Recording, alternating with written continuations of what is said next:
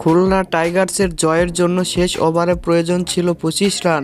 রিপন মণ্ডলের করা ওভারের প্রথম 3 বলে 2 ছক্কা 12 রান তুলেন নাঈম শেখ। তাতে কিছুটা হলেও জয়ের স্বপ্ন দেখছিল টাইগার্স ভক্তরা। কিন্তু চতুর্থ বলে নাঈম আউট হলে ম্যাচ থেকে ছিটকে যায় খুলনা। শেষ পর্যন্ত 7 রানের জয় পেরেছে তারা। চট্টগ্রামে টস হেরে ব্যাট করতে নেমে নির্ধারিত 20 ওভারে 9 উইকেট হারিয়ে 167 রান সংগ্রহ করে বরিশাল।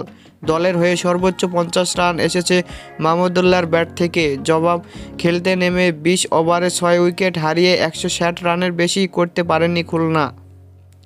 168 রানের লক্ষ্যে তারাই বাজে শুরু করে খুলনা। ডাক মেরে ইনিংসের দ্বিতীয় ওভারেও সাজঘরে ফেরেন ইমরুল কায়েস। তিনি নেমে সেই ধাক্কা সামাল দেওয়ার চেষ্টা করেন মিরাজ, তবে 29 বলে 33 রানের বেশি করতে পারেননি তিনি। এরপর অ্যালেক্স রস দ্রুত ফিরলেও